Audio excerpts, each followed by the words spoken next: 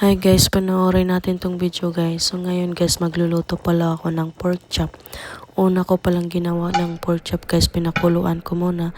Pagkatapos tanggalin, nilagay sa plato. Ayan. Then, huhugasan ko pala to guys. Ayan.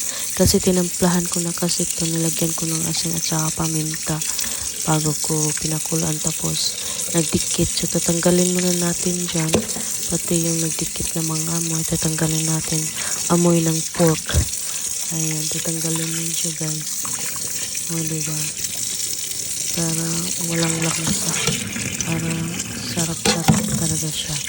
Pagkatapos guys, lagyan natin ng 1 teaspoon na garlic powder, then 1 teaspoon na paminta, then sprinkle mo lang yung asin dyan. Then lagyan ng soy sauce, huwag masyadong marami, ganyan lang.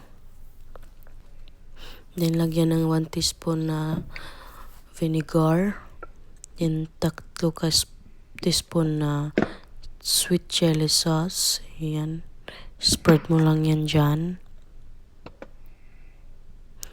Ayan, ganyanin mo lang siya guys.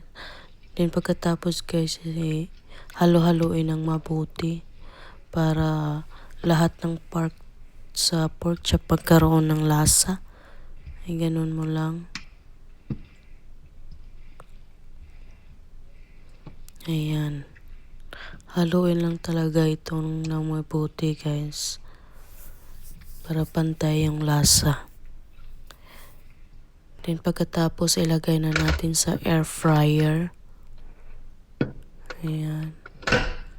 Then ibuhos natin yung sauce na ginamix natin.